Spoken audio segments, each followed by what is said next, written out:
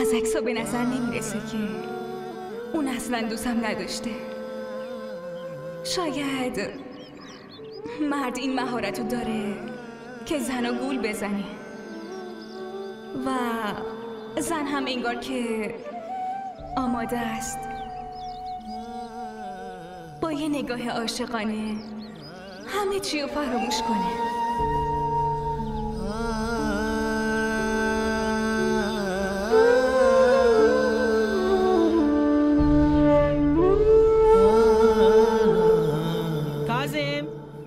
کاظم برو برای خواهرت خوراکی بیار، الان بیدار میشه سر و صدا میکنه. مامان جان سر و صدا کردن که کار هر روزشه، میدونین که بدون دعوا روزش نمیگذره. دخترم تو امروز زود بیدار شدی. چی داشتی به مامان میگفتی؟ بدون دعوا کردن روزم نمیگذره؟ آره خب راست میگفتم، دروغ که نگفتم. باشه حالا برو برای خواهرت خوراکی بیار. الان که اصلا نمیرم، مخصوصا برای این. هر کی هرچی نیاز داره خودش بره بیاره. منو دیوونه کردن تو این خونه. مامان این چقدر بیادب شده، زبون درازی میکنه. تو هم بدون فکر هرچی از دهنت در میاد میگی. دختر اون بچه که نیست، هرچی دلت خواست بهش بگی و به حرفت گوش بده. اون دیگه بزرگ شده. توی یه روز از من و عادتام دیگه بدتون اومده مامان. همین کاظم بود که به خاطر من دعواش میکردین، اما امروز مردم راست میگن. بعد از ازدواج مادر و دخترشون رو غریبه میدونن. توی این خونه هیچ که برای ورزش قائل نیست. وای خدا، دعوای این دوتا خواهر برادر شروع شد. حالا من باید التماسشون کنم، بهشون غذا بدم، براشون خوراکی بیارم. وای چیکار کنم؟ وای خدا اینا دیوونم کردن.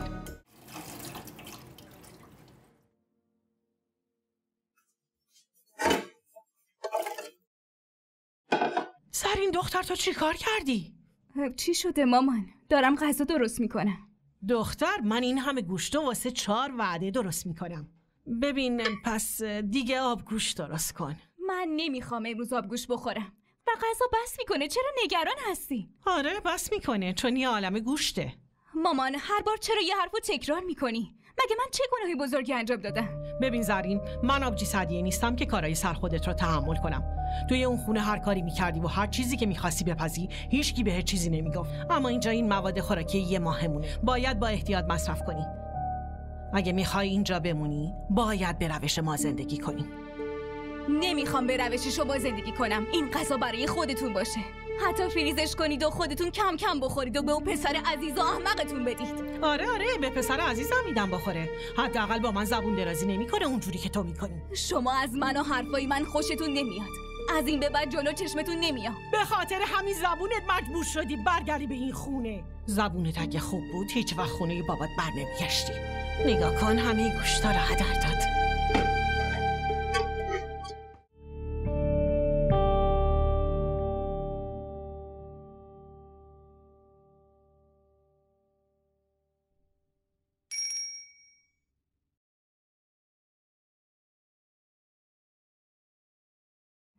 $25,000.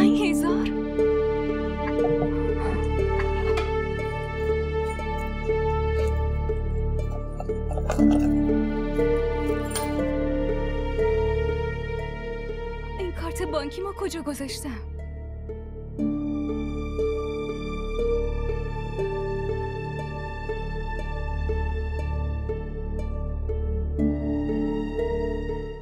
کجاست؟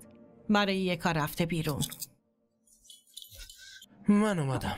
کاظم میشه برای گوشیم شارژ بخری؟ وای آبجی الان از بیرون اومدم، از اول میگفتی، حالا بعدا رفتم براتون میخرم. کاظم بعدا نمیشه بخری؟ من باید حتما به بانک زنگ بزنم و کارتمو مسدود کنم. یکی از حسابم 25,000 روپیه برداشته.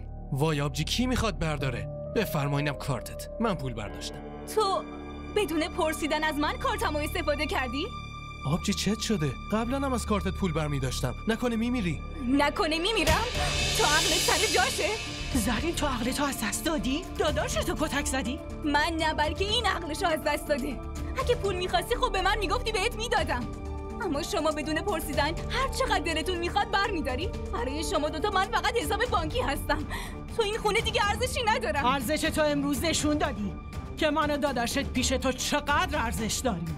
اگه پولتو خرج میکنیم منتش هم میزنیم. منت نذارم بس چی کار کنم؟ شما دوتا با من درست حرف نمیزنید، اما وقتی بحث پول میشه رفتارتون خوب و شیرین میشه. از وقتی برگشتم فقط یکی دو بار با من همدردی کردین. گاهی پرسیدید که من چه حالی دارم. اصلا گفتید که زرین تو اصلا ناراحت نباش، ما کنارت هستیم. آبجی تو اخلاقت همین جوریه، ما هم نمیتونیم کاریش بکنیم. لازم نیست اینقدر هرس بخوری.